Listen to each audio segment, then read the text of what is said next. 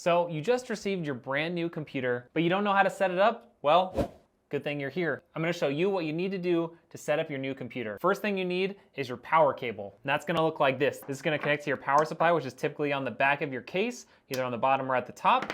And then the other side is gonna connect into your wall outlet.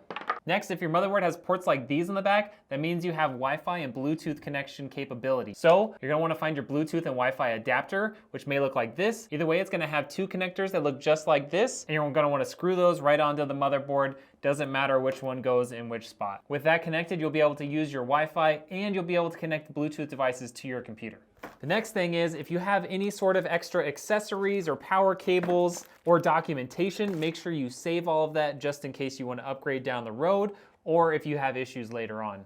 Once you've got your computer plugged into its power source, the next thing you want to do is plug in your monitor. If you're using any sort of PC that has a dedicated graphics card, you're going to want to make sure you do this properly. Don't plug your monitor in up here on your motherboard. You want to connect it in down here where your GPU is. That way you're able to utilize the processing power of your graphics card and not just your CPU. The last thing you need to do is once you get logged into Windows, make sure that your GPU driver and Windows are fully up to date, and then you can start downloading and playing your favorite games. Hope that helps. If you guys like how-to videos like this one, let me know in the comments and maybe give me some ideas of other issues that you've had or things you would like to see a video about.